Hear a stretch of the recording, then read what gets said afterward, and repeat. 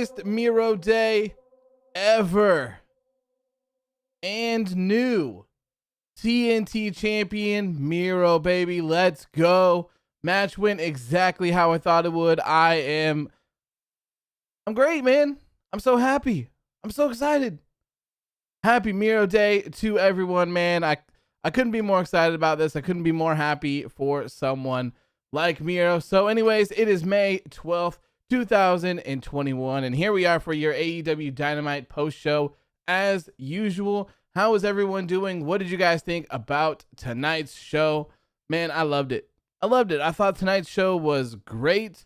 Aside from little hiccups here and there, but we will certainly talk about those. There are some I don't know, some pretty important things that I think stuck out that were pretty bad, but also some updates as well. So let's start off with the update here on Orange Cassidy and the ending to that. So the original plan was supposed to be for that match to go to a time limit draw. They were supposed to reach the 20-minute time limit, and then both of them were going to be involved in the triple threat.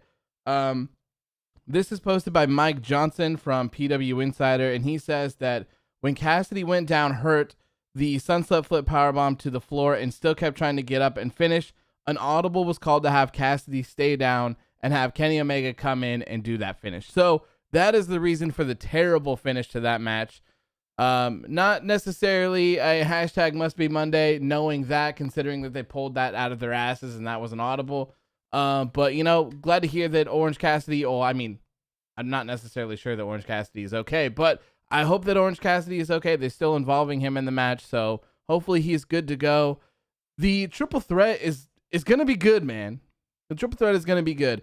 And I knew that the triple threat was going to be good from the beginning, but that didn't justify the ending. So, but with this being said, you know, it is all good. No love lost. All is forgiven for that terrible finish. They had to call an audible. They had to find out a way to make it happen within minutes, seconds even, maybe. So shout out to them for that. Kenny Omega versus Pac versus Orange Cassidy is going to be great. Warrior says it's the first triple threat for a title in AEW, which is crazy as well. Absolutely crazy. So anyways, like I said, let me know what you guys thought about tonight's show in the chat here. I'm going to go say hello, say what's up to everyone in here. I thought it was a great night. Good vibes, man. Good vibes. So, okay. Michael, how are you doing, my friend? Disciple Zach, how are you doing, my friend? Money pouring down for you. Some moves as well. Shelvis is here. Jaden, how are you doing? Flash as well, man. Money signs for you and some woos. Yes. Thank you guys for the memberships. Thank you for being a disciple. I truly appreciate you so much. Daniel's here as well. Ashton, Obi, James. Let's see here. Rocco was in the building as well. Elver. Marcelo's here. Chef is here. How was your birthday, my friend? How was your birthday? Hopefully it was all good. Anthony Hoodie is here. Punk is in the building. Bob is here as well. Says, let's go. You saw my tweet. Yes, sir, I did. I hit that heart on that and retweeted it as well. Thank you for sharing that with me. I was trying to, amongst the chaos for everything, I was trying to get some information, but trying to make sure I didn't miss anything. So thank you for that. Always appreciated. Justo is in here as well. Warrior, how you doing? Phoenix, the boss, is in here. Says, I feel like AEW has earned enough wiggle room to have goofy finishes every now and then.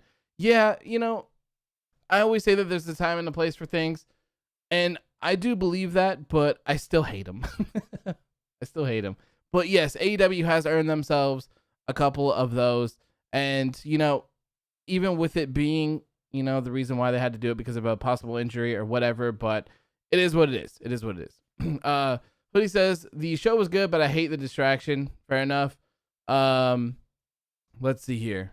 Jaden says, Hackerman is back. Prepare for war. Welcome back, Jaden. Hopefully you're doing well, man. Hopefully all is good. Rocco says, false. Full Gear, the tag titles were in a 3-way. Interesting. Okay.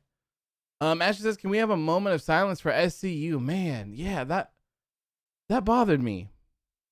That bothered me a lot. So I hope that's, I don't know if that was an audible as well. I don't know if Christopher Daniels was not okay. I don't know what the deal was with all of that. I know that he was bleeding like crazy.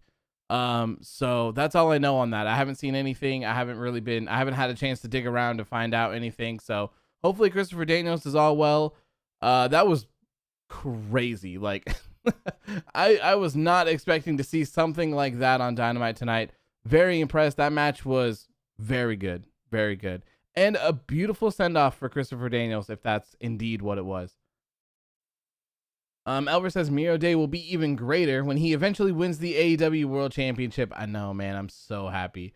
And I love how they had Darby tying all of that stuff about Miro as well, being like, oh, you came here to play video games and you haven't done anything. You're just a generic dude. Like, no one cares. I love it. I love it. We were talking about that yesterday with like bringing Randy Orton in NXT and doing something similar to that. Rocco says the ending with Sky and Scorpio and Dark Order I didn't like, but I didn't mind Lance Archer. Yeah, which is one of the things I certainly want to talk about as well, because I'm tired of that, man. I'm I'm so tired of it. I'm so tired of it. Oh god. So we're trying to figure out Double or Nothing tickets, but okay. So let me get to that. So congratulations to Miro becoming the face of TNT. Shout out to Miro for becoming the TNT champion. Shout out to Miro for defeating Darby Allin. I loved it, man. I loved it. We'll talk about that a little bit more later. But after the match, man, okay, Miro wins the TNT champion, right? TNT championship. They don't even have a real thing of him celebrating, holding it up in the air with the referee. Sure, he has it in his hand and he's kind of talking trash to Darby. And then you have Ethan Page and Scorpio Sky come out and start beating up Sting, completely taking away from everything that just happened. Really? You couldn't have a guy like Miro have his moment for defeating Darby? They were saying that this was Darby's 10th TNT championship defense. So, history for him and the championship, and a big moment for Miro. Like, it just seemed like a huge missed opportunity to show us bullshit that we've seen on our TV every single time. Like, I swear to God, every single week we see some sort of Dark Order run in and some sort of stuff with Ethan Page and Scorpio Sky and Sting. Like, stop. It's time to stop. If you want to do that bullshit, do it, but like, schedule it. Like, give us something that warrants all of them coming out. Don't just add it into these Darby Allin TNT championship matches all of the time. Come on, bro. Like, just move on. I mean, I'm assuming that this is going to lead to Darby Allin and Sting taking on Ethan Page and Scorpio Sky at Double or Nothing, if I had to guess. But I don't necessarily know why Sting or Darby or, oh my God, the Dark Order is involved. I don't necessarily know why that's a thing. Like, I don't understand what the point is. I don't understand where any of this is going. I just don't want to see it taking away moments from other things. I'm tired of that. I'm tired of the run-ins. I'm tired of the huge brawls. Like, get this thing organized and figure out what you're doing, because I think most of us are getting fed up with it at the moment. Flash says new TNT drama bio. I love it. Oh man, they do it on TNT drama. Nice. Let me look at this. TNT drama. Miro is our champion. You'll love to see it, man. You'll love to see it. Daniel says, I can't get over that suicide dive Darby did, went flying after bouncing off of Miro. It's crazy, man. Basili, welcome back, my friend. It's been a while. How are you doing? I hope you're doing good. So sorry I missed the first 2 episodes of AEW Underground. I found the gaming channel. Thank you, man. I hope you enjoy them. We will be live on the gaming channel on Friday as well. But one thing that I do want to mention, okay, I do want to mention this because I don't know what my status is going to be on Friday necessarily. So as of right now, the plan is to have AEW Underground episode 3 on Friday during SmackDown, but I'm getting my my second shot of the vaccine on Thursday in the late afternoon. So depending on like if I'm dying or like if I'm cool, I'll keep everyone updated. But the plan is episode 3 Friday live during SmackDown. It'll be the go home episode of the show and then the first pay-per-view as well. Warrior says the segments tonight felt so off. An all over the place Cody promo felt like they were trying to speed run stories and didn't let them breathe. Miro didn't even get to have his moment fully. Yeah, it really bothered me that Miro didn't get a moment. It sucks. It sucks. Leroy says Miro's heading to the moon. Daniel says, did you notice Miro's shorts were the old TNT Championship color red and gold, and he had the old belt on his shorts in the center, and he gave me a feeling. Did he really? No, I didn't notice that. I noticed that like the colors, but I didn't notice he had the TNT Championship on there. That's great. Elver says Cody's promo did kind of feel off. Yeah, we're certainly going to talk about that because that was kind of weird as well. Basili says, so this Monday, AOW, he who has no name will arrive, and the end of the world as you know it will arrive, and I'm better than you, and you know it. Perfect. Let's go through. Nathan says, I hate to say it because I'm such a big fan, but tonight's episode was really bad and felt off. Interesting. I feel the complete opposite. I thought that this was a great episode, aside from a couple segments that I think took away from a couple moments, but other than that, I thought it was pretty good overall. Alex says, do you think the Cassidy injury changed the run of the show? Yeah, it did. So they were supposed to go to a 20-minute time limit, and they ended up ending the match after 13 minutes, I believe is what I read. Ashton says, we didn't get the SCU later we deserved. I know. I do want to talk about that. As well. Okay, but before we get... I was really busy all day today, and I didn't get home until like 4:30. So I do want to talk about the NXT ratings here pretty quick, because they were actually pretty low. And I was kind of shocked. I feel like it should have been much, much, much higher than that. So NXT's ratings for last night was 697,000 viewers, which is down from last week's 761,000 viewers. So overall, I think that last week's episode of NXT was pretty meh. It had a good start and a good ending, but everything in between was kind of meh to me. So maybe it's a repercussion from that, maybe a little downfall from that, but overall, I was expecting a better number, especially with the 2 out of 3 falls match, but maybe they'll be able to recover when they have that steel cage. I don't know. 2 title matches too, which is crazy. Like, they had Karrion Kross on the show. They had everyone on the show on NXT advertised. New NXT Women's Champion Raquel Gonzalez defending and all of that. I don't know, man. It's kind of interesting to see these. I'm not quite sure exactly where NXT is going to fall in the ratings, like what their place is actually going to be. And I still would love to know what NXT's numbers should look like according to USA. So I don't know who said it, but someone at AEW said that TNT's expectations for Dynamite is 500,000. 500,000 viewers is what they expected for Dynamite. And now, they were getting 7, 8, a couple times they hit 9. The first 2 episodes were over 1 million, I think. So, they were doing pretty good. So I'm very, very, very curious to know what NXT's or USA's expectations of NXT are. I would love to know what that number is. I'm assuming it would be somewhat similar, somewhere around the 500,000 range, but I don't know. I wish someone would leak it and tell me, because I'm so curious. Flesh says, was I the only one who thinks that Cody talked like Dusty tonight? It was, I don't know, man. It was weird. It was interesting. I'm not quite sure what to think about that promo. We'll talk about it when we get there. But I thought the promo was good, but just weird. Very, very, very weird. I thought that he was just there to announce the Double or Nothing tickets. So that would have been cool.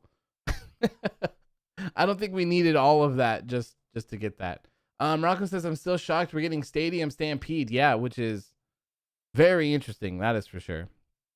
That is very interesting. Okay, so we're 20 minutes in. Let's stop beating around the bush. Let's get into this. We have a lot to talk about here for AEW Dynamite tonight. If you're here and you haven't already subscribed, please make sure to hit that subscribe button. I would greatly appreciate you.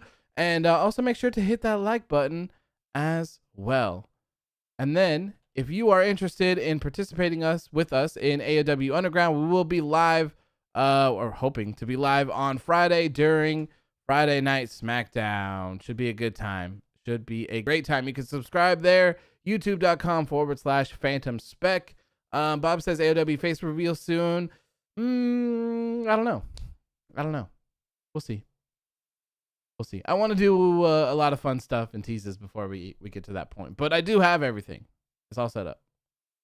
I need a couple things. I've been in contact with some people for some background stuff as well. So I'm trying to work on all of that cool stuff. But let's get on to the show. here we are. Tonight's episode of AEW Dynamite opened up with Jon Moxley defending the IWGP United States Championship against New Japan Pro Wrestling's Yuji Nagata. Great match to open up the show, if you ask me. And on top of all of that, new music for Jon Moxley. I think this was just a one-off. I think this was just Mox paying homage to Onita. I don't think that he's going to have this music going forward, but if he does, kind of interesting. I don't know. I don't think that it fits with everything that he's doing, but as a one-off, I think it's totally fine, especially if he's paying homage, to him. I think that's fine. And something else that I was thinking is that if maybe it's just their tag team music, I don't know, but all I do know is that Tony Khan, man, he's opening up his wallet to these record companies because he's buying licenses for all types of different music, and that stuff is not expensive, or it's not cheap. Sorry, it is expensive. It is not cheap. Elver says, I like the show of respect between Moxley and Nagata at the end of the show.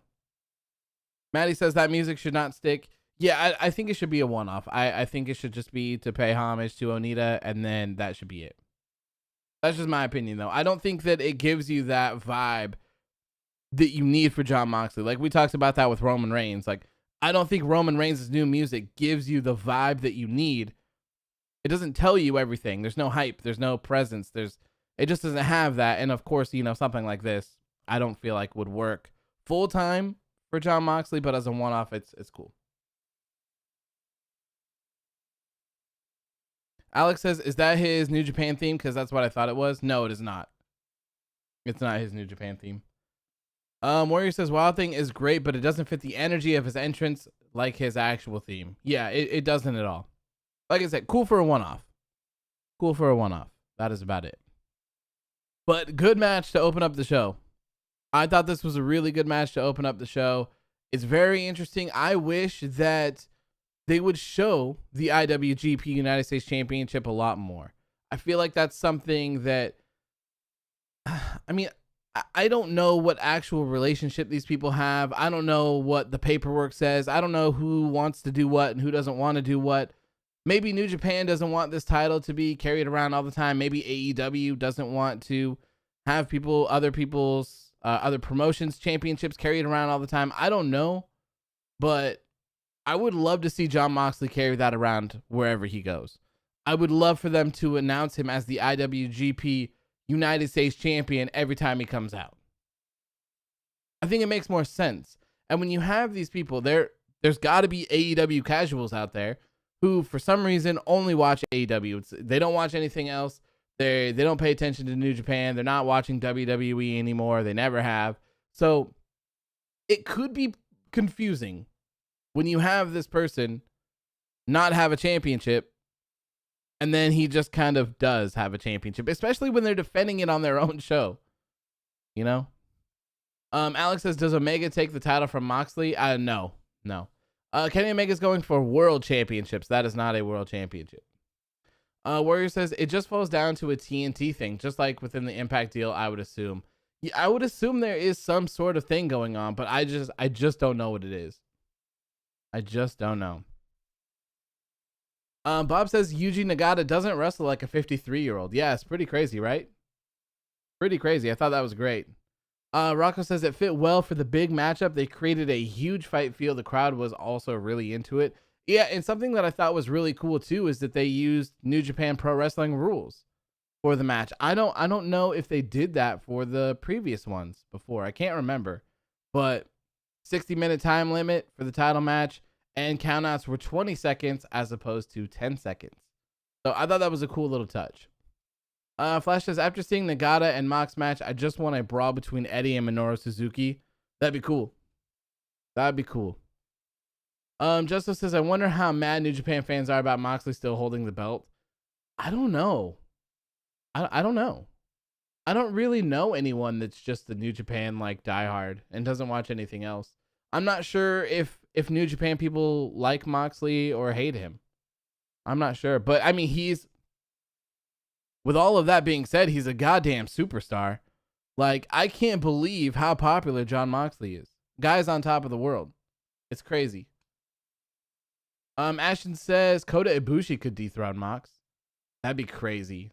Have Jon Moxley defend against Kota Ibushi. Have Kota Ibushi win, and Kenny comes out, and they kind of stare down, or maybe they work things out, and Kota joins him. That'd be crazy.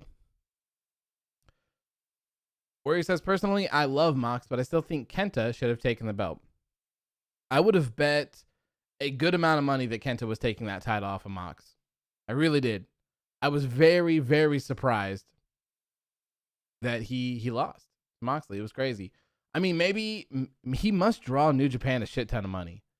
When I think it was on the Broken Skull session that Chris Jericho said when he had his main event there against, was it Naito? I believe it was Naito. I can't remember if it was Naito or Okada. It might have been Okada. The first one was Okada, I think. He said that their numbers all around like skyrocketed like crazy. So maybe that's the same thing for Mox, if he can appear on Strong and do all these other things as well. Justo says Shota turns heel and dethrones Moxley. That would be the greatest thing ever, I feel like. I loved that so much.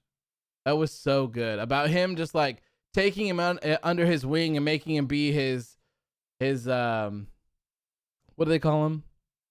I don't know. It was his little bitch, you know, his boy. He's a young lion, cub, whatever the hell it is they call him. Taking him under his wing, and you know, he was kind of iffy at first, but then he kind of had that badass vibe to him afterwards. So to have him take the United States Championship off of him will be hilarious. A young lion, young boy is the word I was looking for. Thank you, Mauricio. Yes, young boy, that is the word. I don't know what Shota Umino is doing right now in New Japan. I don't know where he fits in the card, but I think that would be funny overall. Rocco says he's like half and half. The Japanese fans love him, but some American fans don't like him. Fair enough. Yeah, little bitch is how I would say it. Yeah, but young boy is the term that they use. But yeah, overall, I thought this match was great. I feel like it could have been a little bit longer, maybe, and it would have been great as well. But of course, Jon Moxley defeats Yuji Nagata to retain the IWGP United States Championship. And after the match, like, you obviously you can't do these sorts of things all of the time, but when it calls for it, man, I really love it when people show signs of respect after matches. Jon Moxley bowed down to Nagata, and then they both got on their knees and bowed towards each other, and then they kind of hugged and lifted each other's hands up. I love that. I love that kind of stuff. I think this fits really well too, because in the video package, Jon was like, look, I come to you for respect, or with respect, and I want to defend my championship against you. And then Nagata disrespected him, and he's like, I'm gonna teach you a lesson. So you have that kind of like respect and disrespect clash, and then in the end, all is good and everything works out. Obi James says sign of respect is the ultimate you love to see it moment. Yeah, I loved it last night as well with Breezango and MSK. Like I really like stuff like that when you can have those moments. It's great. Because like, I don't always feel like everything in wrestling needs to be a story, and I don't feel like everything needs to be a face versus a face. You can just have exhibition matches. You know, people beat the hell out of each other in boxing and MMA, and they get up and hug each other afterwards before the winner's picked, or after a knockout or whatever. Congratulate the winner on the win, and be respectful. Like, so I like to see that sometimes in here. Like, it's not all the time because it would be really weird, but when it calls for it, it's fantastic. Where he says, remember when the match was announced and dudes were making comparisons to Gold for some reason? People are crazy. People were comparing Yuji Nagata to Gold. I didn't see that. That's insane. Asha says, I love guys who aren't really a face, but not really a heel. The tweeners. James says, fiance voice reveal. She said she would do something at some point. Elver says Yuji Nagata wrestles better in his 50s than Gold. Yeah, I agree. It was an excellent match. Like I said, felt like it could have been a little bit longer, but overall, I thought it was excellent. Next up was a backstage segment here with the Inner Circle, but it was just Sammy Guevara, Jake Hager, and Ortiz. They said Ortiz said that Santana has been detained for stabbing MJF in the head with a fork during their blood and guts match, and that Chris Jericho was out because he hurt his elbow during the fall. But the whole ordeal of all of this, the reason why it happened is because they wanted another shot at the Pinnacle. So we're waiting for a Pinnacle response at this point. Bob says Gold can't even hit his own finisher. I know, it's crazy, right? You probably shouldn't be doing it to people that you can't hit it on. A spear would suffice. It would be enough. I think people would be fine with that. Next up was another segment here, was the Cody Rhodes segment. Big announcement for AEW Double or Nothing. First thing that comes to my mind, ticket sales, right? I figured that they would be announcing the ticket sales. It makes a lot of sense to me. So, but no. It was some really weird, long-winded promo about America and Europe and money and like the treasury and like the US government allowing people in and coming to America to live the American dream, not the European dream, and like you're here because it's better here, and like I'm an American, and like you guys used to be we used to be racist, but now like I'm having a mixed baby, so like it's cool. And I don't know. Like I thought it was okay. I thought the promo was good from like a delivery, cadence standpoint. Like I felt it, right? Like I feel the emotion. I believe that he believes what he's saying. I feel it. I just don't necessarily understand why. Like you couldn't, I mean, I get the time. Okay. Let me kind of rephrase. I get the tie-in, right? So during the entire promo, you're like, oh wait, what the fuck is this dude talking about? What do you mean? What is going on here? Why are we talking about US money? Why are you talking about people getting green cards and being allowed to work here? Why are we talking about racism? What is going on? What are you doing? And then at the end he says, you know, for one night and one night only, I'm going to honor my father and be the American dream, Cody Rhodes. So like I kind of see where they were going, like leading into like the American dream type deal, but I really feel like we could have got there without all that other stuff. I really felt like all of that other stuff was completely unnecessary. And also, is that a big announcement? I mean, I don't know. I think most people thought that Cody versus Anthony Ogogo was going to happen at Double or Nothing. Maybe that's not the big announcement. Maybe the big announcement is just that he's going to be the American dream for that one night. I guess that's cool.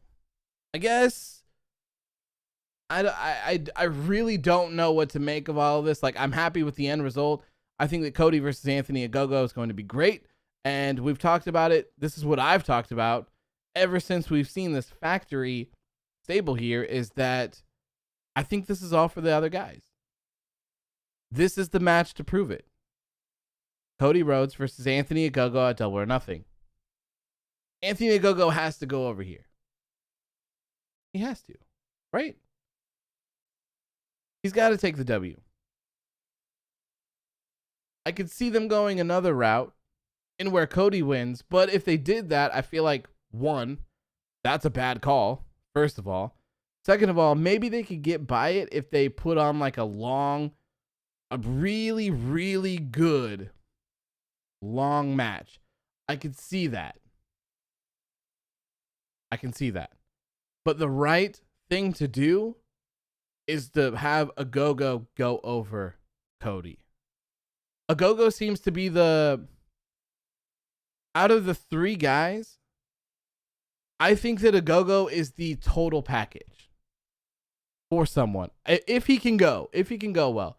He looks good. He can talk well. And, he has that aura about him. I think that Agogo is the one to win. I think he's the standout. Ashton says Agogo over. So, something else to consider. If Cody beats Anthony Agogo, does he just keep knocking him down? Does maybe he get Aaron Solo afterwards and he beats him? And then maybe next he goes up against Nick Comoroto, and then Comoroto is the one that beats him? He's the standout from it? I could see something like that happening as well. I think it should be Anthony Agogo, though. I do. Maddie says QT should have gone over last week. I hope that they don't have Agogo lose, and Agogo needs a new finisher. I disagree with all of it. All of that. If QT won, why are we here? If QT beat Cody last week, why continue? What's the point? Why would you have Anthony Agogo face Cody? So you have Cody defeat QT because QT is the leader. So now it's like, oh, okay, so I'm going to step up and do what you couldn't do. And like I said, I've said this every single week. Literally every single week since we've seen all these people. QT, the reason why you're seeing what you're seeing, the Cody and Dustin on one side and QT and the other guys on the other side, is because you don't know who those other guys are. No one really knows who Anthony Agogo is. No one really knows who Aaron Solo is. No one really knows who Nick Comoroto is. You know who you do know? QT Marshall is who you know. So you break up, and not to mention that we've had Dustin and QT in the tag team, the Natural Nightmares, for quite a while. So it only makes sense that you have the familiar faces break up, because who gives a shit if the three dudes break out from the factory? Who cares, right? But if it's QT that breaks out, he's betraying a friendship and everything, and you're familiar with him, so it makes a lot of sense. And then bringing in these other guys makes a lot of sense because you can connect to them, because you can connect to QT. Playing checkers, man. There's a lot involved. It's so simple, though. You just have to remember that QT is the vessel for these other guys. That's it. That's what it is. If Cody Rhodes goes over Anthony Agogo at Double or Nothing, that's a valid complaint. I think that doesn't make sense. To me, that makes absolutely no sense. So Agogo needs to beat Cody. And, I would assume eventually that those three will separate themselves from QT, and QT will probably come running back to Cody and Dustin as well. But he's just the vessel. He's just the familiar face. He's just the way to connect you to those other people. That's all it is. That's all it is. Rocco says, I think Comoroto gets put over by Dustin. For sure, dude. You could have that. You could even do, Cody and Agogo. Agogo beats Cody. Dustin steps up and says, hey, you know what? I'm going to take out Nick Comoroto. Nick Comoroto wins or whatever. And then, maybe they do Dustin and Cody versus Agogo and Comoroto or something like that. I saw somebody call QT Marshall Q-Tip Marshall. Oh, God. Maddie says, if that Agogo is going to be the big star, then why is he listening to loser QT Marshall? Same reason that anyone else does. He's new. He's a familiar face. He can't get to that stardom without that vessel QT. Because you don't care. You don't care at all.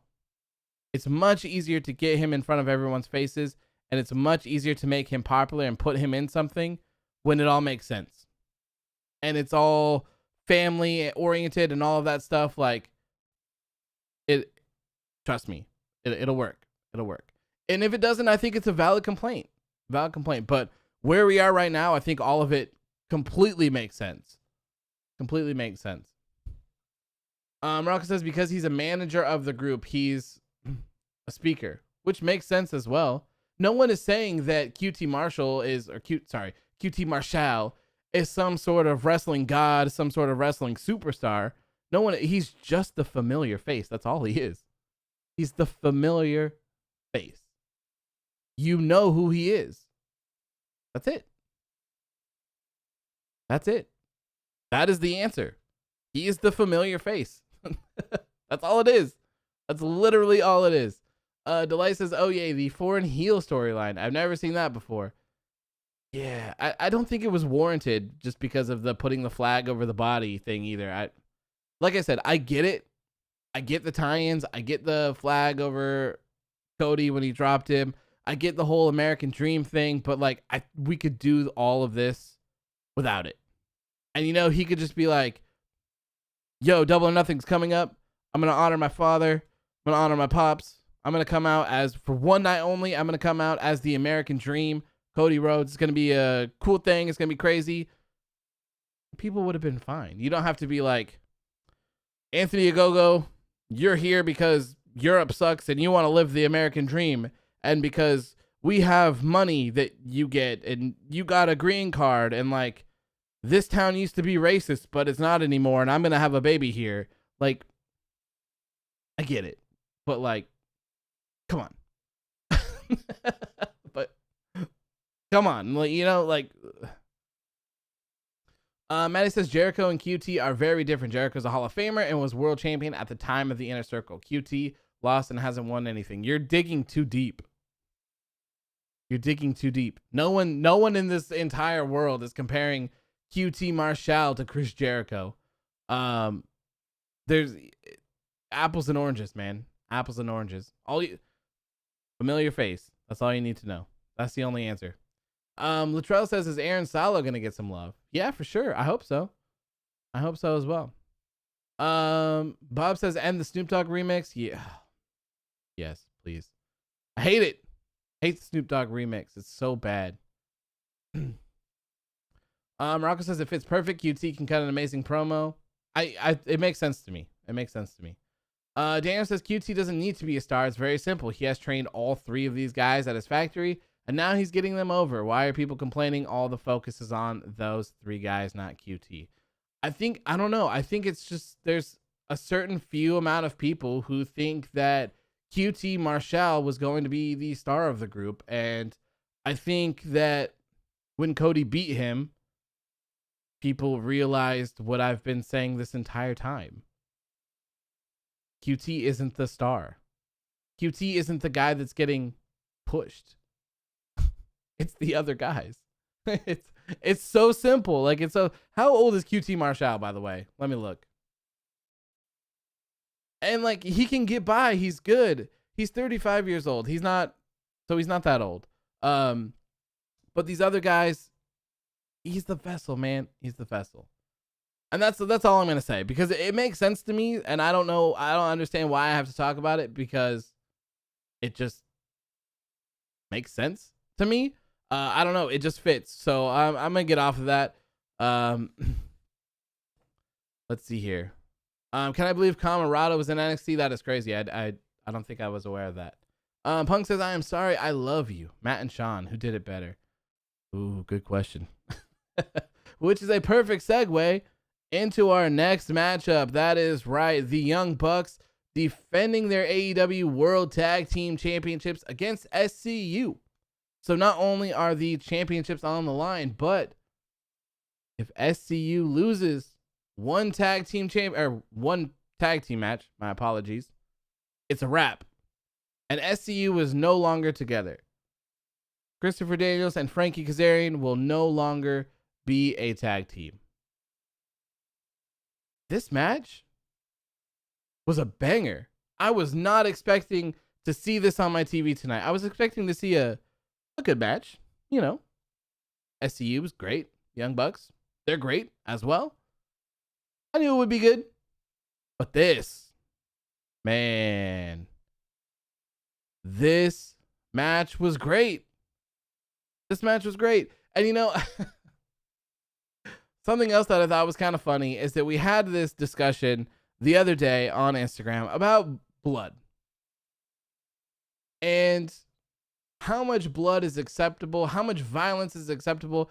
And a lot of people kind of had a similar stance of like, don't do it all the time. It's overused. And I understand. I get it. It makes a lot of sense to me. So the first match of the night, I saw that Moxley got busted open. His cheek did during a strike from Nagata. So I was just kind of like, I chuckled. I'm like, ha. Moxley's bleeding. People are probably going to be mad. I mean, obviously this was probably an accident because he got busted open. And then, oh man, Christopher Daniels, Nick Jackson super kicked Christopher Daniels' head into the turnbuckle, or sorry, not the turnbuckle, the turnbuckle post from the outside of the ring. And these ones in AEW are square. They're not circle like WWE. And oh my God, this guy is bleeding all over the place. It was insane how much blood came out of Christopher Daniels' head in such a short period of time. And it's kind of crazy too, because if you look at the picture, I'm not I'm not an expert. I don't know what this kind of shit looks like, but I'm pretty sure that looks like a blade. Right next to him. Like literally right behind his head. I'm not sure if that's actually what that is or not, or whatnot, but yeah, there it was. So, but man, lots and lots and lots of blood. And this made me say, you know what? This is Christopher Daniels' last match. At least for a while. And it was even more obvious that SCU was going to be losing this match. Because there's no real need for this in this match otherwise. So maybe it was used as a visual to be the end of an era for SCU, which I think fits. But man, I really feel like this is a send-off for Christopher Daniels more than anything else. And like I said before, this match was incredible, by the way. What picture? I'll show you. Let me show you. Asher says Christopher's a 50-year-old man. He's got to hang it up at some point.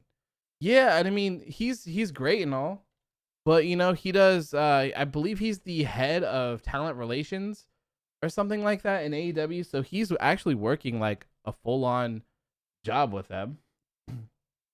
Let me get this up. Maybe someone can correct me because I'm not sure what the hell this is behind him. Daniels.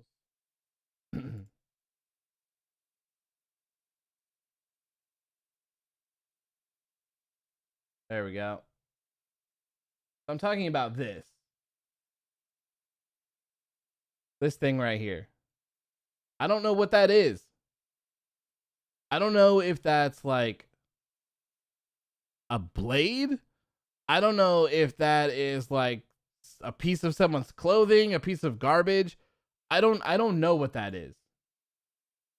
I don't know what that is at all. So, how do I transform this to size? There we go. I didn't even notice. Like I said, I don't know what it is, but it stands out. It stands out because it's. Maddie says I saw that too. Looks like some paint that got chipped off. It's possible, but like I said, I just don't know what it is. I don't know what it is. So I thought that was interesting, and I was just like, damn, this guy is bleeding. It's crazy. I love it though. I love it. I think it helped elevate the story here, and I'm gonna complain about it. Certainly gonna complain about it. But this match was great overall. Lots of great spots. Later on in the match, Christopher Daniels, this guy, I don't know if he was pretending or if he was really kind of like out of it, because I've bled from the head before. I have a scar on my eyebrow, and it bled so much. Like, I had blood all over my face. I had blood all over my hands. It was bleeding literally everywhere. And even like I felt like concussed. Like I had to sit down, I had to drink a bunch of water, and I had to kind of like get it together. So like I can only imagine that him physically trying to do this kind of stuff while doing that would be incredibly difficult, and especially while taking hits from other people, more blood gushing out of your head. He fell down when he was trying to do the moonsault. So I don't know if like any of that was planned to have him be like that, or if that was just literally him just rocked. But oh God, it was crazy. So he was down in the middle of the ring, and Matt Jackson did the good old fashioned iconic moment between Shawn Michaels and Ric Flair, where Flair he's beat, he's done, he knows that it's over. Shawn Michaels tears up, cries, says, "I'm sorry. I love you." Super kicks him. Bam. So he does that fake little cry. Super kicks him, but Daniels kicks out afterwards. Mauricio says AEW with a crimson mask. Yeah. It's a moment I will never forget. That is for sure. I have never bled so much in my life. And it's kind of embarrassing. So Ashton says Daniels messed up the moonsault attempt. Yeah, so like I don't know, it was meaningful and it was crazy, and I hope he's good. I hope that he's good. Zach says Kazarian and Daniels' first tag match was on March 18th, 2012. I thought they would get a little more of a send-off than just a hug during commercials. It's a shame, but the match was incredible. Yes, which is what I want to complain about. So the Young Bucks, of course, they defeat SCU and they retain their tag team championships, and they just pretty much run off. They're down in the ring. They show Frankie Kazarian's face. He's like shocked. He's like, oh, the realization that him and Christopher Daniels are no longer a tag team. SCU is in shambles. They're not fine. SCU is in shambles. So you see that. Then you see another shot of Christopher Daniels just drenched in blood. And he has this huge buildup of blood behind his head on the mat and everything. And then they go to commercial. Are you kidding me? You have this epic match with a crazy finish, blood everywhere. If SCU loses, they're done. And Zach just said they've been a tag team since March 18th, 2012. Nothing afterwards? Nothing? Where's the tears? Where's the hugs? Where's the send-off? Where's Scorpio Sky? Shouldn't Scorpio Sky be involved in this? Or I get, maybe, they don't want to break the whole kayfabe, blah, blah, blah. Okay, I get it, whatever. But, like, where's the hugging? Where's the crying? Where's the anything? Where's the send-off? Where's, like, them holding each other's hands up and the crowd cheering for him like crazy, being like, SCU, or Daniels, whatever it is, like, no. Here's a commercial break. Give me a break. You've got to be kidding me. So then we come back from commercial, and then they say, they have the nerve to say, while we were at commercial, this is what happened. And it was just them hugging. And that was it. There was nothing else to this. Why? Why was there nothing from it? That's so frustrating. So frustrating. I mean, maybe they're going to do something next week for them on the show. Maybe they'll have some sort of thing going on. I don't know. But like, for a team that's been together for almost 10 years, to not have something just kind of feels wrong. That's all. It feels wrong. And even next week, if they do it, I still don't feel like it feels right. Like, there should have been a moment tonight. And especially, I guess they didn't know.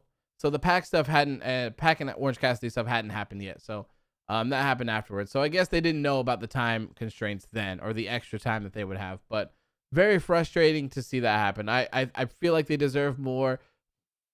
First tag team champions too, by the way, in AEW. So, and SCU was over as hell. So it's just sad to see it end like this. I feel like there could have been so much more. But great match to go out. If this is the end of SCU, they absolutely killed it. If this is the last match that we ever see from Christopher Daniels, he went out and killed it. So thank you guys so much, man. Shout out to Christopher Daniels. Shout out to Frankie Kazarian as well. And shout out to Scorpio Sky because he was a part of SCU as well. And they were all fantastic together. Okay. Obi James says apparently a storyline is more important than a team splitting. It's weird. Very, very weird. Rocco says, did you know that 41 different AEW superstars have main event Dynamite this year compared to SmackDown's 18, Raw 17, and NXT's 28? That's crazy. That's very crazy. Very, very crazy. Interesting stats. Those are actually very interesting. Okay, so next up was a backstage segment here from Christian Cage, who said that he was entering himself into the Casino Battle Royal at Double or Nothing. Why? Well, it is simple, because the winner gets a AEW World Championship shot whenever they feel like it. So that's great. He was also talking trash to Taz, told him that you can't critique my wrestling because I don't critique you on how to eat a buffet or something like that.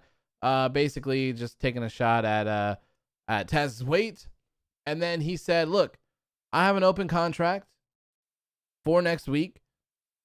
Whichever member of Team Taz wants to sign it and come answer the challenge, be my guest. Be my guest. And then we saw Matt Sydal walk up and say, hey, bro, I am also in the Casino Battle Royal match, and I am going to be the one to win it. And just so you know, I've already went and signed that contract, so I will be the one taking you on next week. So next week on AEW Dynamite, we have Christian Cage returning to the ring against Matt Sydal. Should be interesting. Should be very interesting. I'm surprised they haven't used Christian more. Really feel like they were going to use him a lot more. I thought he was going to be a bigger part of the shows week in and week out, but it's pretty cool that he's not. Pretty cool that he's not. You can tell that for the most part, sometimes they are somewhat trying to rotate some people through, so pretty crazy. Hopefully Christian Cage and Matt Sydal can deliver a great match. Matt Sydal said he was looking for redemption from last year because he made his AEW debut in the Casino Battle Royal and botched the first move that he had. So it's very interesting. Ashley says he called Taz fat by saying something about a buffet table. Yeah, that's the disrespect, man. The disrespect. Rocco says the thing it was supposed to be Starks, but he got injured. Yeah, man, sad.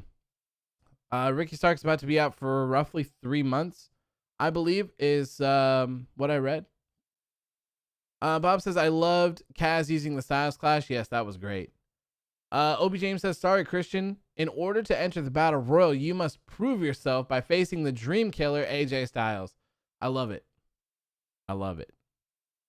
Warrior says, I'd rather they use Christian this way than overexposing him like they're done Sting. Yeah, I mean, I don't get it. I don't think I'll ever understand what they're doing with Sting. It was a really cool debut. Like, it was awesome to see. It was very exciting. It was a huge moment, but like, why? I mean, I guess it's a cool visual with Darby and stuff like that, but, and the cinematic match was incredible, by the way. I loved that a lot. That was really, really, really good. But I'm just not necessarily sure what his purpose is, and what he's going to do, especially now that Darby's not the TNT champion anymore. I think the next match is going to be Sting and Darby versus Scorpio and Ethan Page at Double or Nothing. And, man, I would hope that, now that I'm thinking about it, you could have yourself Darby and Sting versus Scorpio Sky and Ethan Page. In that match, you have to have Page and Sky go over. You have to. Maybe they beat Sting, and then maybe that causes dissension between Darby and Sting, and then they have some sort of weird, crazy-ass Darby Allin styled black and white cinematic match that Sting and him can whoop ass in. That'd be pretty cool. That'd be pretty cool. I wouldn't mind seeing that. You're excited for the Joker card. Oh, yeah. Who would be the Joker? I don't know. Ugh. Oh, the yawns. The yawns of doom. Maddie says, I like Sting with Darby to watch his back. I mean, he does. It's cool for the manager role, but like Sky and Paige just keep beating him up. So it's kind of weird. Asher says Sky and Paige versus John Silver and Alex Reynolds would be good. Sure. Yeah, I'd like that as well. Yeah, and where does Dark Order fit in? Oh, Zach. I'm gonna give you some woos for that one. My man Zach says the Joe Kirk card. Oh man, could you imagine? Samoa Joe. Oh, no. It can't happen, actually. Can't happen. But you know who it could be? It could be Daniel Bryan. Oh, I bet you the rumors. Ooh. Crazy. Maddie says, yeah, the last few weeks of Darby main events were to build to a tag team match. The Darby main events were to establish the TNT Championship as a good strap and to showcase Darby and talent on there. Andrade, maybe? That'd be great. Andrade does have other things going on, though, with other companies at later dates. So I'm not necessarily sure. I don't watch those promotions. I've never watched the Triple Mania or the other stuff that he's doing with the Lucha Bros or whatever that stuff is that I saw on that flyer. I don't know how they work. I don't know what goes on with them, the ins and outs of contracts and all that stuff. I have no idea. So I don't know anything about Andrade and where to expect him. At this time, it seems like he's going to show up in one of those Mexican promotions. That's what it seems like. He's been on them already. So I don't know. I don't know if they have weekly TV shows. I don't know if when you're signed there, like that's all you're doing or what. So I'm not sure what to expect. Ashley says, isn't he La Sombra now? No, he's rolling with Andrade. I think what he said was that he wasn't sure if it would make sense to put the mask back on since everyone knows what he looks like. But I don't know. Maybe. Alex says, are you saying we could have 2 cinematic matches at Dawn? Stadium Stampede and Paige Sky versus Allin Sting? I don't think that tag match would be cinematic. I don't think so. I think that throwing Sting in the tag match would be a good way to have him get in some offense, but then also have him not get hurt or anything like that. Delight says, does Daniel Bryan have a 90-day no compete? No, he does not.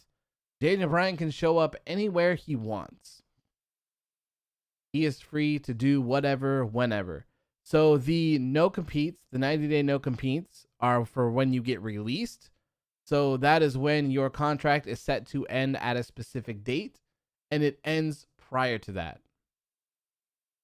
Daniel Bryan's contract ended, meaning that he fulfilled everything that him and WWE put on a piece of paper.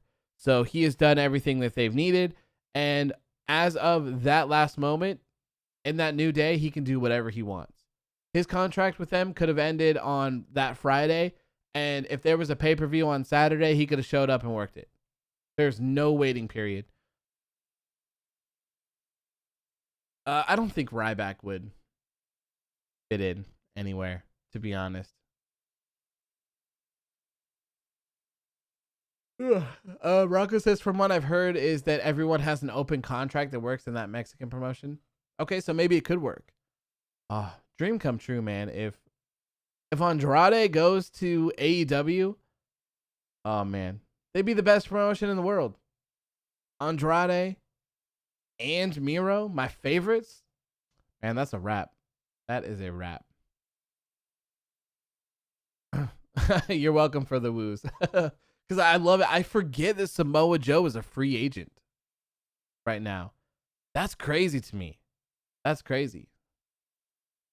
Rocco says they can work anywhere since he's not signed anywhere. He's likely with Ring of Honor since he joined Rush Faction, who is a star. That's right. That's right. Could be. Maddie says I'm still waiting to see what Zelina Vega does. Yeah, me too. I would have expected to see her a lot sooner. Maybe plans have changed now that Andrade is a free man as well. See you later, James. Have a good rest of your day, my friend. Thank you for tuning in. I appreciate you. I was watching a Zelina Vega stream, or a clip from her stream, where someone asked her about the future. She said she was very excited about it and that she couldn't wait to announce it. And that was like January. Like, that was a really long time ago. I feel like we should be at that moment by now, but I guess not. What is up next here? Let us see. Okay, so the next up, we had the match between Pac and Orange Cassidy. This was an AEW World Championship Eliminator match, and whoever won it would go on to Double or Nothing and get a shot at Kenny Omega and the AEW World Championship. This was a good match. Pac and Orange Cassidy. This was a rematch, by the way, that happened at Revolution, and it was great. It was great. That match at Revolution was fantastic. This match was good, but Orange Cassidy did end up getting injured. So I don't know what the I don't know how serious it is, I guess is what I'm trying to say. I don't know the ins and outs of what happened to Orange Cassidy, of course, because we've been here, so I haven't had the time to look and read. But supposedly this match was supposed to end in a time limit draw. It was supposed to go all the way to 20 minutes, and that would have been the catalyst to make it a triple threat, which I would have liked a lot more. I wouldn't have complained about that because I really like the time limits, and I think that, like, to me, time limits don't feel hokey, I guess, to me, if that makes sense. You know, it doesn't feel like a distraction finish. It doesn't feel like a roll up. Like, I don't know. It just feels like, I feel like time limits just make sense. Like, time limits should just be in wrestling. And I don't think you should do them all the time by any means. But when they happen, I think it could work. And AEW hasn't really used them that much. Maybe twice, 3 times. Maybe. I can't count for the weird shit that Peter Avalon and Brandon Cutler did. I exclude all of that because that was just jokey, dumb shit that was just between them two. So I don't know about any of that, but they haven't really done a lot of disqualifications and time limit draws and stuff like that. So this would have been great. I would have been very happy to see this go to a time limit draw, and I'm very happy to see this triple threat. Warrior says, last time I checked, Sean Ross Sapp said Orange Cassidy was okay backstage. Okay. Perfect. That's what I like to hear. That is what I like to hear. Glad to hear that Orange Cassidy is okay, because this triple threat, it's going to slap. It is going to slap. Kenny Omega defends his AEW World Championship against Pac and Orange Cassidy at Double or Nothing. This is going to be great. All of these guys are great. I was really expecting to kind of see just Omega and Cassidy, because I thought that would be great as well. So triple threat, I'm down for it. I'm excited. I can't wait to see it. And I'm happy to learn that this wasn't what they had in store for the show.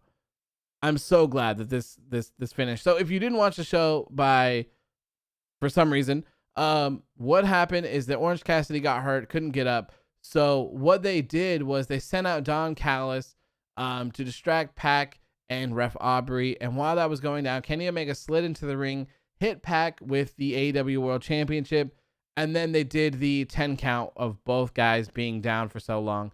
And that's how they ended the match.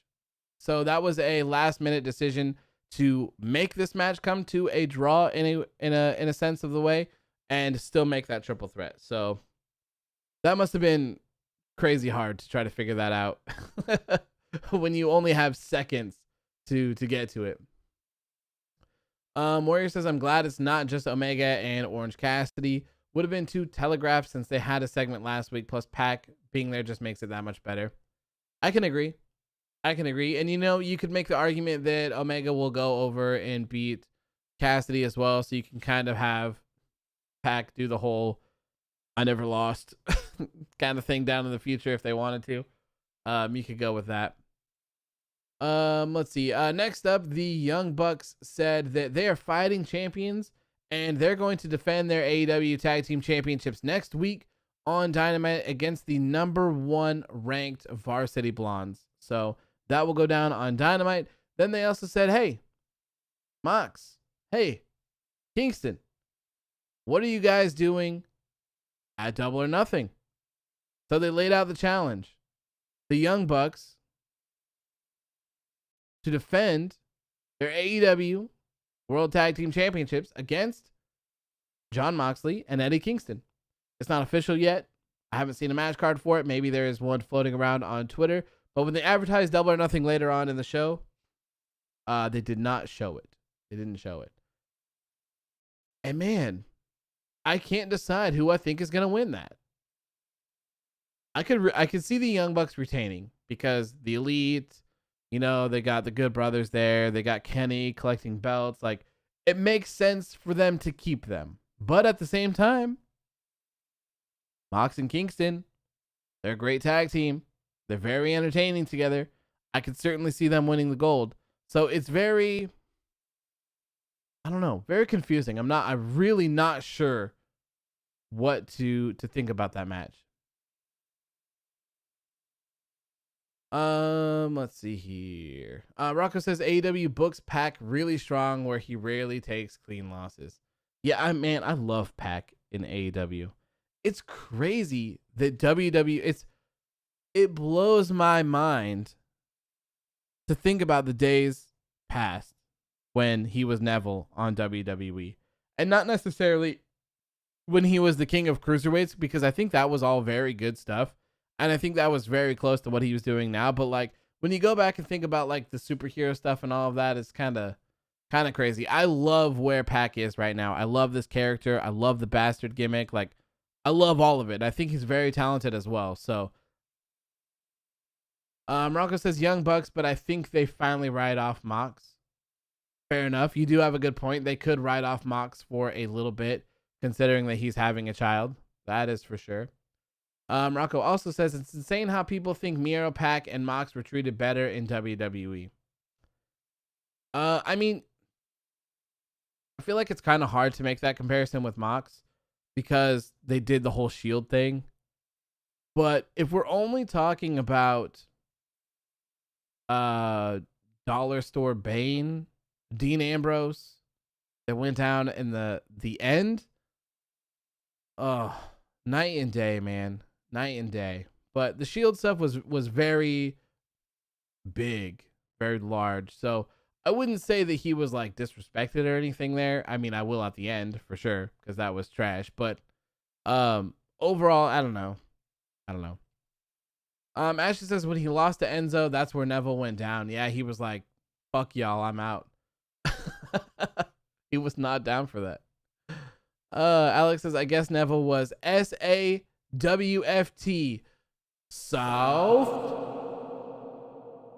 Back in the day, Enzo and Kaz in WWE during that time were flames, by the way. Like, they were highlights of the show for sure.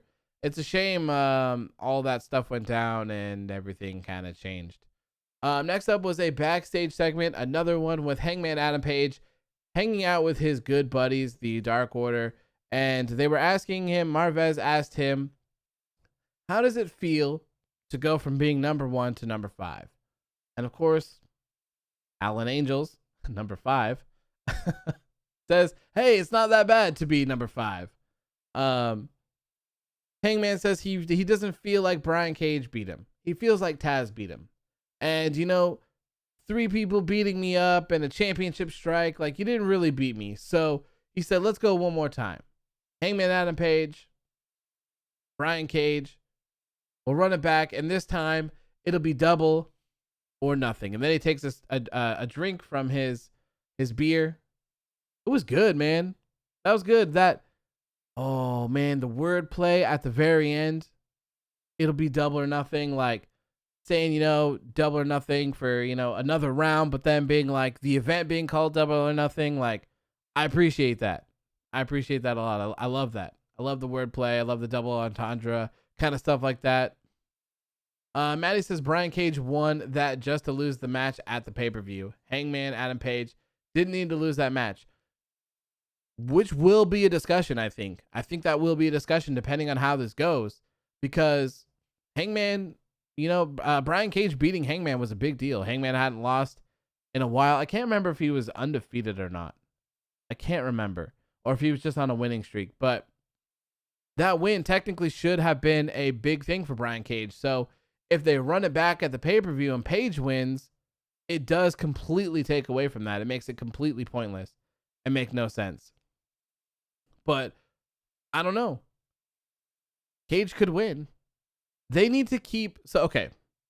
The thing here, I think everyone in the world is in agreement that Hangman Adam Page is the next AEW World Champion. He's going to be the one to beat Kenny Omega, for sure. Like, I would bet tons and tons and tons and tons of money on that. So I don't mind Page taking another L to Brian Cage and sending him back a little bit. They need to keep Page interesting, somewhat strong, but also in the background.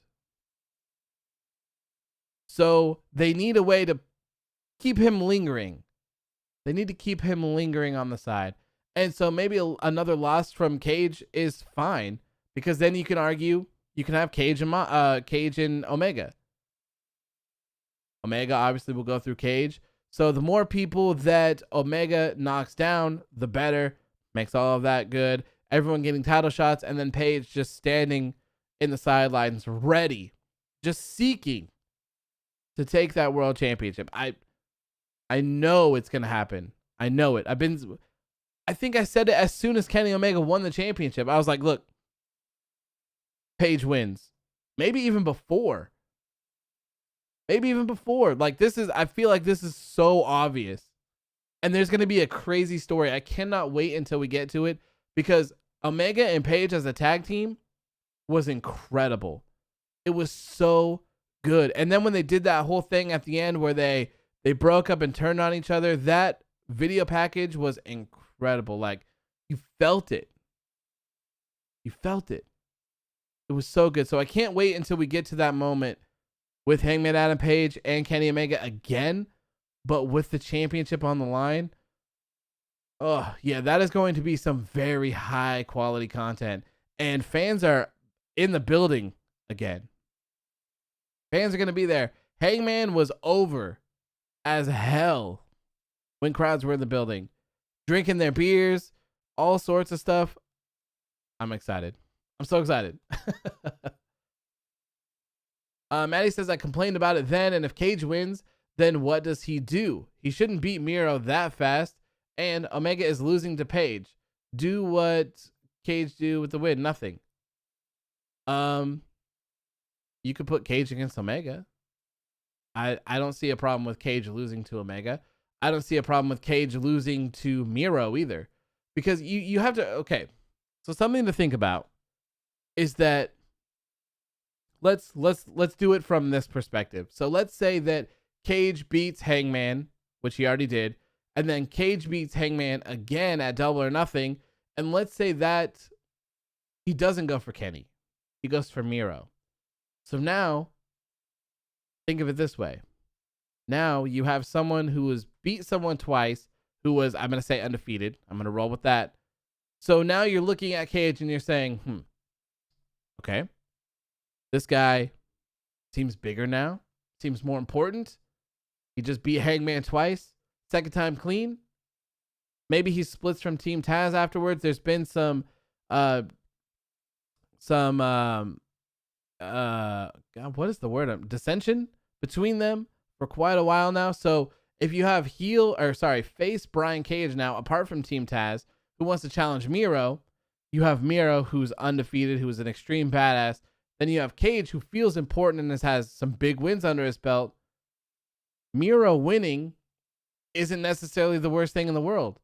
You're pitting up two people who you go, damn, I'm actually not sure who could walk out with this. I think in reality, that should be the goal for every single match you have. I don't know if that's necessarily something that's even possible to do, but when you have those moments where it's like, damn, okay, this guy's hot, this guy's the champion, like, this could go either way.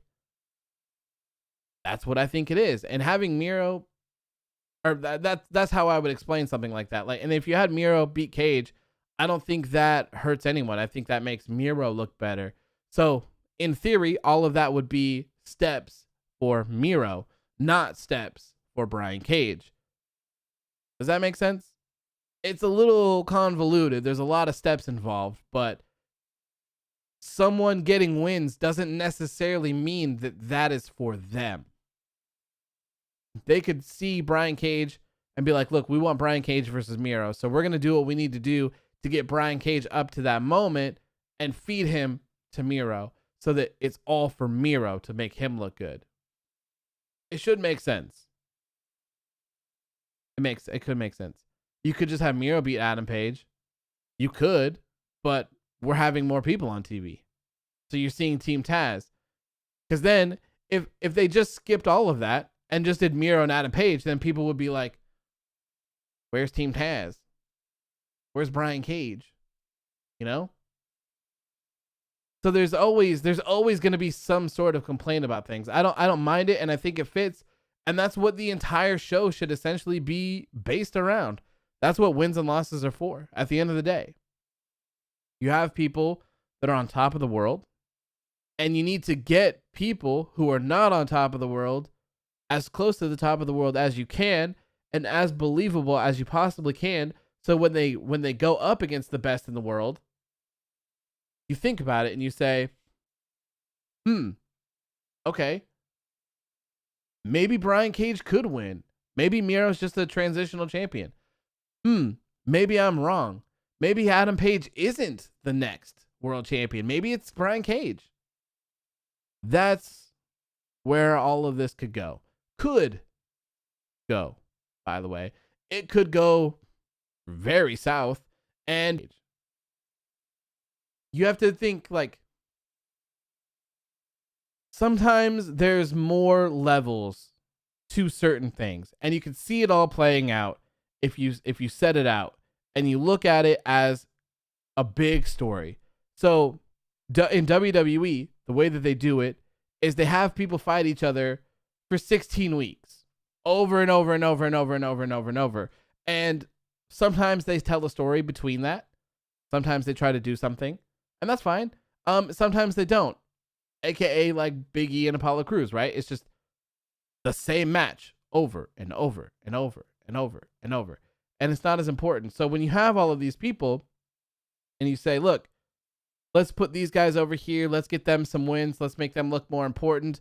I think Adam Page can suffer a loss here. So, he's not going to be the champion. We need to have Kenny be the champion for 6 more months. So we can't have Adam Page as our number one contender, right? So we need to get him off. Who should we have beat him? Okay, Brian Cage gets it, beats Page. So this sets Page back to the 5th in the ranking. And now we have Cage up here who could do this or that or whatever. And I believe their singles rankings are for both titles. If I remember correctly, I don't think they have separate ones for them. So then you go from there. You go from there. It's all a giant puzzle piece of how to keep people relevant, how to keep people interesting, how to continue to push those people up as close as you can to the best in the world. And that's what it's all about. Sometimes it's a little bit more complex than just putting 2 people against each other for 4 weeks and stuff like that. There's a lot of long-term stuff. Think of whenever we get to this Hangman Adam Page and Kenny Omega stuff, think about how long it's taken to get to that point. And think of how emotional it's going to be, how important it's going to be, how impactful it's going to be, how much that win is going to mean for Adam Page, and how many times they've been kept away from each other. We haven't seen Hangman Adam Page and Kenny Omega over and over and over again. I believe we've seen them have one match. Can I look that up? Cage match. Let's see. Hangman. No, not Hangman. Adam Page. I think I can search for Kenny and his matches. Kenny Omega. Tag team titles. Okay. So, Kenny Omega beat Adam Page in 16 minutes and 28 seconds in an AEW World Title Eliminator Tournament Finals. This happened on November 7th. November 7th. And they lost the tag team championships on September 5th. So, between the time that they lost their championships and they had a match was 2 months. And when I'm looking at this, I'm not seeing 15 matches between Omega and Page. I'm seeing 0. They kept them apart, but they continued to make the story important, and they continued to have them be involved in each other.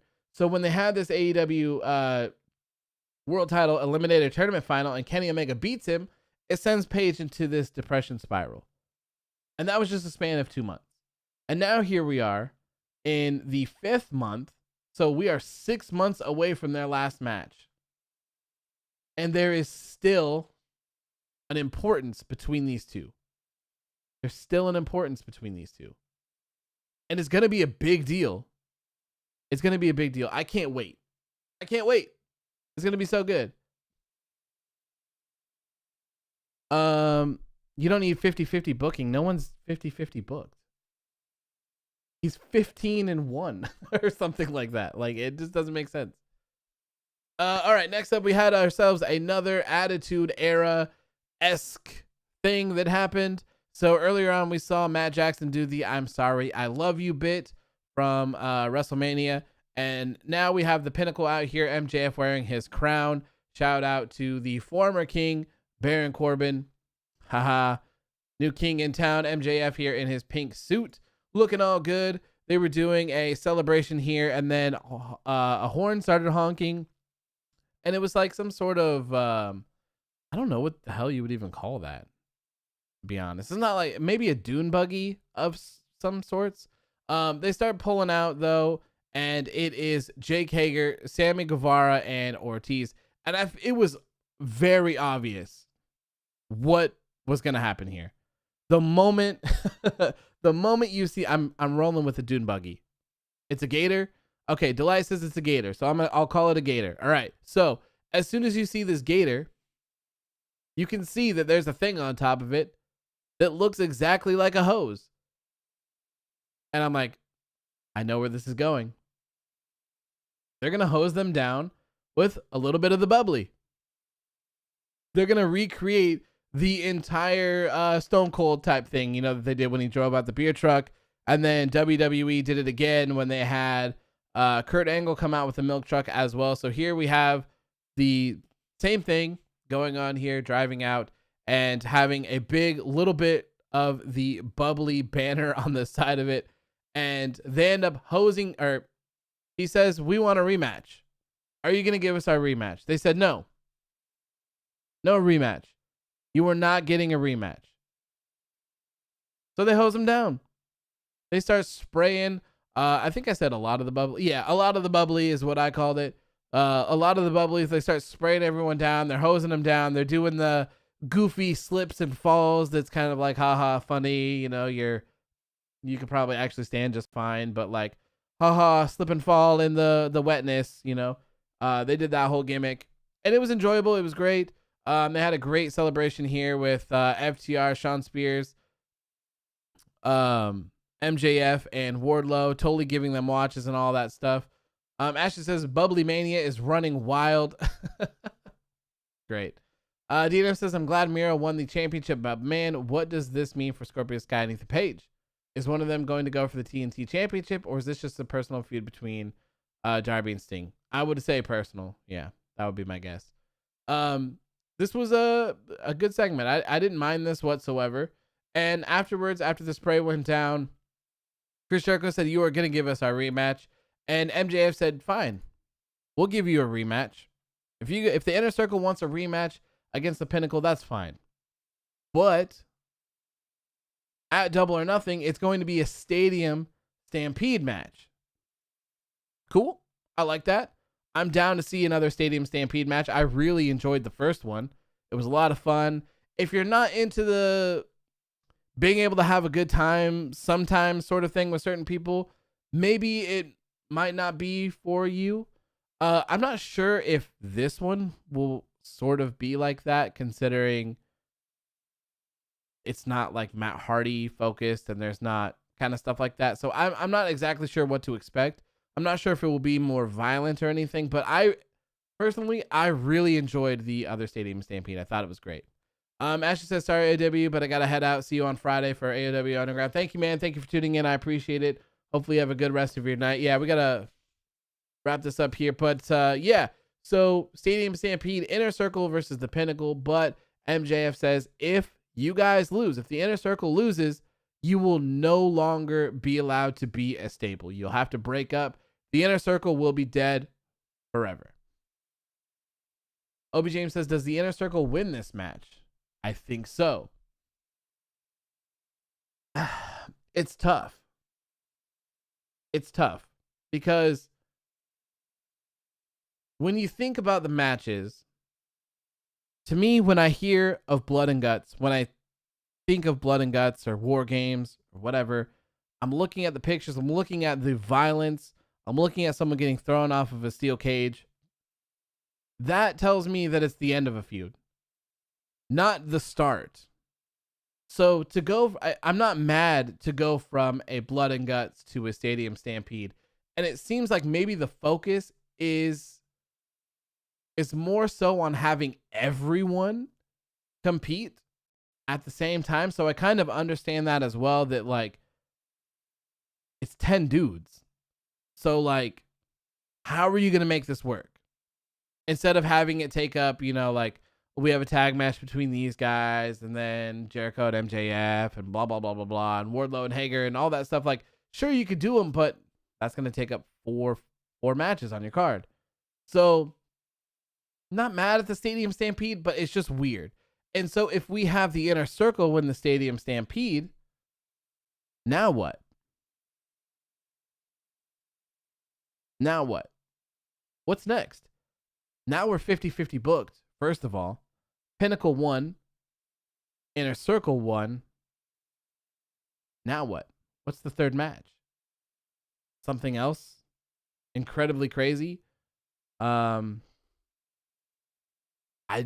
don't know. I think that the Inner Circle Pinnacle winning, I think would be the right decision. Because I think that the Inner Circle has been together long enough that we can attach to these guys without them being led by Jericho anymore. Everyone loves Sammy Guevara now. He's come so far from where he was.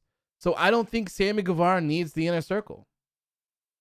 Santana and Ortiz, I don't think they ever needed the Inner Circle, but they'll be fine without the Inner Circle. Plus, you could have Zelina Vega be their manager, which would be pretty dope. And then Jake Hager, I don't know, he could do whatever it is that he wants to do. I think he would be fine without them as well. He doesn't necessarily need them. The Pinnacle is where it's all at. Pinnacle needs to reign supreme. It's their time. And I think this will really help Shawn Spears and Wardlow in the long run. I think Wardlow, like, if I'm being honest, I think Wardlow is going to be a star someday. Sooner rather than later as well. I think Wardlow has what it takes. And he's a bigger dude as well. I remember seeing the promo video for Wardlow at, I think it was Double or Nothing. I think, where he just like beat up a bunch of people and people were like, that was the time. I think it was the first Double or Nothing, because that was the time when they just continued to debut people who no one knew who they were. Like, for instance, they had the Dark Order, but it was Evil Uno and Stu Grayson. They had them debut, and the lights went out, and they had like the little creepy dudes made a throne for them, and people were chanting, "Who are you? Like, who are you? Who are you? And I had no idea who they were either. So then we had like that Wardlow package and stuff. So they've gotten better at doing stuff like that. But, but yeah, I think that these people everyone from the inner circle will be fine. And I think the Pinnacle needs to win. If we're 50-50, I don't know what you would do afterwards. I don't know what match would warrant. They'd have to come up with something else. I think. Another 5v5, unless you wanted to just do another Jericho and MJF. I guess to blow off this team, I don't know. But to me, Pinnacle has to go over. They have to. Maddie says Jericho is definitely getting ready to go part-time. I could see that. And, I could see just Jericho and Hager being a tag team for a little bit or something. D&M says, is it me or is Chris Jericho getting closer to retirement? Oh, yeah. I mean, I could see it. I think he said that he has a couple years left. So I wouldn't see him. I don't think we'll see him disappear anytime soon. But I could certainly see him start taking more time off. Because he's been a staple of AEW since the beginning. And obviously they used Chris Jericho as that familiar face. So when Dynamite first came on TV, it was Jericho, the AEW champion. Made a lot of sense for old school wrestling fans and even current wrestling fans that they're flipping through the channels. They see Jericho. It makes a lot of sense because people are like, hey, wait a minute. I know who that guy is. And then on commentary, they hear JR or Tony Schiavone. Two very, very distinct voices that if you've watched wrestling in those eras, you know who they are, and you're probably going to stick around. So it could be time for him to take a little bit of time off or show up a little bit less. I don't think he's going to retire, though. Not yet. Rocco says that's why it's a battle royal, and it's not just record. It's also how big the win is. Winning a battle royal is big. It's like Royal Rumble. I think I'm reading from something else. Delight says just do a straight up knife fight. Yeah, pretty much. Obi James says if it's 50-50, I would have Jericho versus MJF in an unsanctioned match. You could have MJF go over, but does MJF beating Jericho really send the message that you need with the rest of the guys? I feel like you really need Pinnacle involved. Like the rest of them, I feel like they really need to be involved. Zach says, damn, it's currently 4:51 in the UK, and I'm still wide awake watching my favorite content creator. Can't really complain. Random, I know. Damn, that's crazy, man. 4:51. Thank you so much. I appreciate that as well. That means a lot. Thank you. Delight says, I can see Jericho replacing JR on commentary. I wouldn't mind having Jericho on commentary. That'd be great. Thoughts on the opening match? I liked it. I liked the opening match. It was good. I wish it was a little bit longer. So I'm gonna skip. Well, I'll just briefly mention it here so we can get on to the main event. Britt Baker DMD promo video was great. She is your next AEW Women's World Champion at Double or Nothing. That is just the way it is. Next up, Thunder Rosa beats local talent. I didn't catch this person's name whatsoever. I was kind of doing stuff, but they announced Double or Nothing ticket sales. Double or Nothing ticket sales. I'm so excited. Double or Nothing ticket sales go on sale. Or Double or Nothing tickets. What am I even saying? Double or Nothing tickets go on sale Monday. 10 a.m. Eastern. 7 a.m. for me, which is going to be brutal. But I'm buying tickets. To this. Whatever it is, I don't care. I'm going to be up at 7. Well, I'll be up at like 5 or 6 probably because you got to wait in the queue. But I'm buying tickets to the show. And man, travel there is expensive though. But it's worth it. It is worth it. I need to be here for Double or Nothing. I want to see all this. Miro is the champion. It's going to be amazing. Britt Baker is going to win. Kenny Omega is going to have a match. It's amazing. Maybe there's going to be some sort of surprise as well. You never know. Oh, yeah. Need to be there. So bad. Zach says, man, I really hope you get those tickets and a pandemic doesn't completely screw you over. Good luck. We're good, man. I'm going to be fully vaccinated as of tomorrow. I'm going to be good to go. I'm ready. It's just getting the tickets. That's it. Delay says, who does Miro defend against at Dawn? I would assume Lance Archer because he came out afterwards. And we'll talk about that in literally 2 seconds after we go over the card for next week. So next week's episode of AEW Dynamite, we see Serena Deeb return. I'm not sure why she's been gone for so long. Maybe it was a possible injury or whatever, but she will be defending the NWA Women's World Championship against Red Velvet. We also have the Young Bucks defending their AEW World Tag Team Championships against the Varsity Blondes. Christian Cage versus Matt Sydal, and Anthony Ogogo taking on Austin Gunn. Pretty good episode of Dynamite, if you asked me. Maddie says, did the TNT title get defended on the last pay-per-view? I am not sure. I would assume so. What was the last AEW pay-per-view? AEW.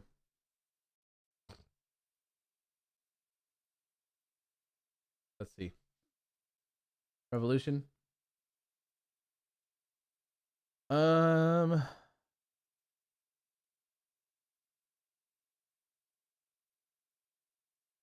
does this say? Oh, tag team title match. Yes.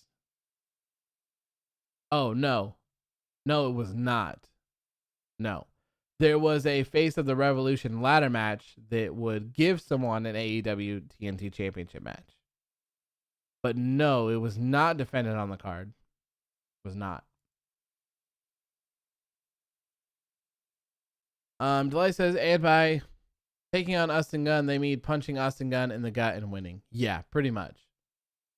I would assume that is going to be a squash match for sure. Punk says, are you watching WrestleMania Backlash or play games? Yeah, so there will be full coverage of WrestleMania Backlash. I will probably have a WrestleMania Backlash predictions video out on Saturday is what I'm hoping for. And then Sunday, there will be full coverage of the pay-per-view, and there will be a WrestleMania Backlash post-show as well.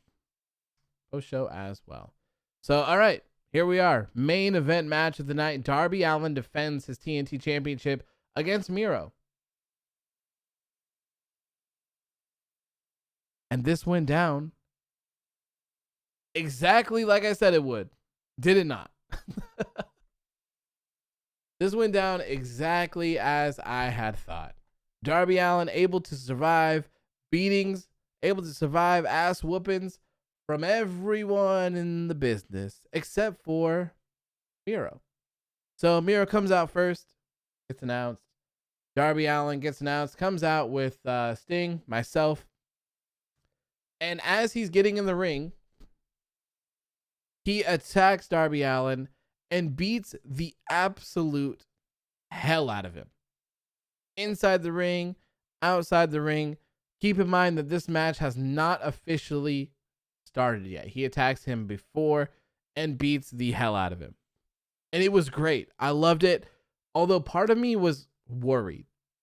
I was a little worried that I'm like, okay, Miro bum rushed him. They're going to not start this match. Right? Or Miro bum rushed him, yada, yada, yada. Maybe Sting will get involved. Maybe someone else is going to come out and get involved. And we won't have a decisive finish, or we won't have something. I was worried about it. I'm like, man, don't do this. Don't do this. I had already made my thumbnail. The text was ready. I just needed the picture.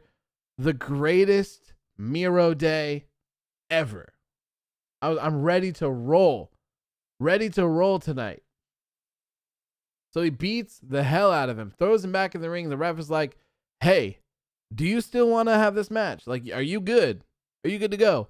And Darby, of course, being the crazy son of a bitch that he is, says yes. So we have ourselves a TNT Championship match. Zach says, I canceled my network subscription already. Man, I ain't sitting through that, but of course I'll be here for the post show because this is quality content. Thank you, man. I appreciate that. Yeah, I'm not quite sure how WrestleMania Backlash is going to end up, but it'll be an interesting show, that's for sure. DNM says Cody started to look or become more like his father often is very exciting. I can see so much of Dusty in him. Rocco says, I don't know how true this is, but people are saying that there were too much blood on CD's face for them to do a proper send off, but I don't know how true it is. I could see that. I hope that's the case, that they planned for one. And that maybe the network just didn't want to show that on TV or couldn't. I can understand that. I will take back what I say if that is the case. I'll take that back. Maddie says, honestly though, WWE pay-per-views are usually great, but the weekly shows are terrible. Yeah, they have a track record of having pretty good to, or pretty decent to pretty good pay-per-views lately. So we'll see. Delay says, no matter how bad Backlash is, at least Cesaro will walk out as the Universal Champion. I don't think there's any way in hell that Cesaro walks out as Universal Champion. There's no way. If he does, it'll be one of the greatest days ever. That's for sure. Rocco says, I think it kind of has something to do because of how rushed the segment felt. It's very possible. It's very possible. I guess we'll stick around for the next couple days and we'll kind of feel or see how it is. See how it goes. But yeah, great match here. Miro beat the absolute hell out of Darby Allin, and Darby Allin got in some great offense too for a little bit. He had a really hard time knocking Miro down for a lot of it, but he ended up getting it, knocking him down, and all of it was great. There was a really cool segment that I liked where Darby was down against the ropes and Sting was right next to him. They both look at each other, and then they do a fist bump, which I thought was pretty cool. Darby Allin gets up, and Miro's arms wide open. Come get some. He slaps him, doesn't affect him at all, and Miro continues to beat the absolute hell out of Darby Allin, and eventually doing a very weird modified version of what I believe he is calling Game Over now. So I'm familiar. I know it as the Steiner Recliner or the Accolade, but I think it's called the Game Over now. So he's not crouched in the sitting position over the top of him pulling. He's laid all the way back down on the mat. And I've saw a lot of people say like, hey, his shoulders were on the mat. That should be a 3 count. If that's the case, and they do that as some sort of an angle, I will not be happy about it because I hate stuff like that. But I do see that here. So hopefully they don't do that because that stinks. Okay. That sucks. But whatever. Right. Daniel says that might be all. Oh no. That sucks, man. I hope that's not the case. But yeah, and new.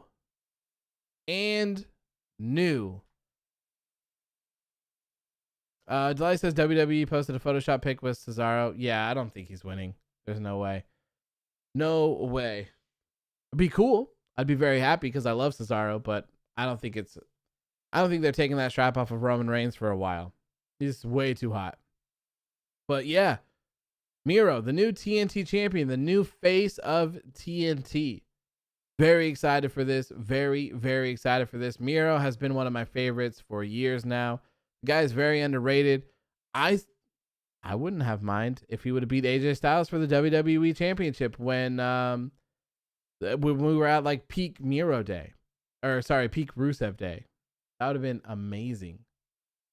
Absolutely amazing. So very happy to see Miro continue to be dominant and kind of be to that point where I feel like he should be. So this is great. And I hope that Miro defends the championship. I hope that he has some good matches, and I hope that he remains dominant for quite a while, because eventually, when the time comes, I don't know. Like I said, Hangman Adam Page is 100% the next world champion. But after that, I'm not quite sure where people are and what the line looks like. So maybe it could be Miro. Maybe Miro could be the one to dethrone Hangman Adam Page. I don't know. I guess we'll just have to see. But I'm very happy for Miro. This was great. The match was great. I think all of this was great. But here's what was not great. Here's what was not great. As soon as Miro wins the championship, the ref gives him the championship and he's kind of yelling. He's yelling at Darby, who was like passed out. And then all of a sudden, cameras are off of Miro and they're on Scorpio Sky and Ethan Page and they're beating up Sting. Completely taking away the moment from Miro. He doesn't get the picture of him raising his hands with the championship because they're showing Sting get beat up by Ethan Page and Scorpio Sky. And then, on top of it all, the Dark Order comes out and there's a giant brawl taking place. Why? What the fuck, dude? Stop this. And then, after that, we're not done. After that, Lance Archer comes out. And then the show ends. So I think Lance Archer is going to be the one to challenge Miro first for the TNT Championship. But why did all of that have to happen after this match? You couldn't have led to it next week. You couldn't have had the Lance Archer stuff next week. You didn't need all of this other shit to happen. Like, we've seen all of that every single week. We would have been fine with it. Even we could have been fine with Lance Archer coming out. I still feel like I would give Miro that moment because him and Lance Archer have nothing to do with each other. And Lance Archer really has nothing to do with the TNT Championship. So it just felt like a big moment ruined for no reason whatsoever. It wasn't necessary. You could have had it next week.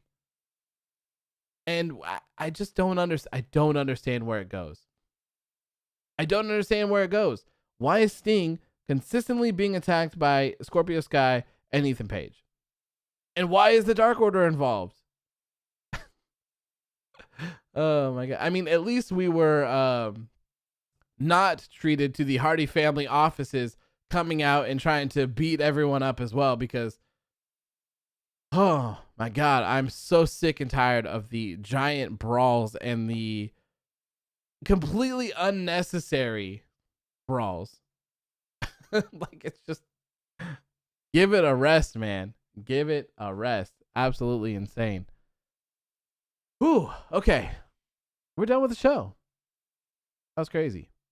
DNM says, could we see Miro in a faction with Scorpio Sky and Ethan Page? I feel like AEW loves to create factions left and right, and honestly, it's a little too much. Interesting. Maybe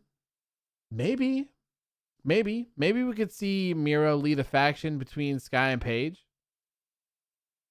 I don't necessarily want to see it, especially because we had Miro with Kip and Penelope Ford. I feel like it's time to just keep Miro by himself. Unless they want to give him like a mouthpiece, like a woman manager or something like that, I feel like would fit well with Miro at this stage, or maybe a dude. That's fine too, I guess. Just it would just need to be the right person with the right attitude if they were going to pair someone with him. But I would prefer that Miro stay alone right now. I don't know. I think he's good enough on the mic, and I think that he's good at having fun where it would work. Warrior says at this point, it'll be innovative when AEW has someone get attacked and people don't come out to make the save. I know, right? Like, damn. We don't need all this stuff. We don't need it at all. Philip, how you doing, my friend? I see you. How are you? HFO been missing for a while? Have they? I haven't paid attention to that. Trevin says, I was cheesing hard after Miro won and was ready for him to celebrate, and then I see the camera showing Sting getting jumped in my face, immediately went straight. That's how I felt too, man. I'm like, come on. First SCU and now Miro? Like, give us these moments. I understand that someone said that Daniels may have too much blood on his face, and I get it. That's fine. I understand. But like, damn. This too? Maddie says on weekly TV at least. Actually, I think they were on Dark and Elevation. I think they were on both of those, which I don't watch anyways. Although I do want to go watch the Danny Limelight video package, and I want to watch the match that he had with Mox, because I think that guy's really talented, like stupid talented. Punk says, what if Gold wins Money in the Bank? I would be glad that I don't really watch WWE that much anymore.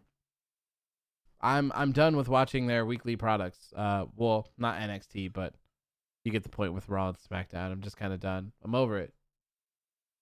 Over it completely. Let's see. Zach says, thanks for the great show as always, Detective. Enjoy the rest of your night. See you on Friday for more AEW Underground. Yes, AEW Underground will be great. It'll be a lot of fun. I have a lot of fun doing that. I want to do more stuff too. Probably maybe start next week doing some more stuff, since I said I'm getting my second vaccine shot tomorrow, and I'm not quite necessarily sure how it's going to affect me yet. So I'm not sure what to expect for the rest of this week. Or Friday, at least. Because I hear that people usually have like one day where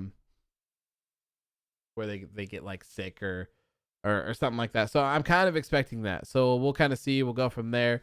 But yeah, eventually I would love to add some other games. I think we could do AEW Underground on Monday and Fridays. And then like maybe on like Thursdays or maybe late nights, Tuesdays or Wednesdays or something, we can do... I want to do SmackDown versus Raw 06. I want to do Wrestling Revolution 3D. I want to play through Retromania Wrestling again.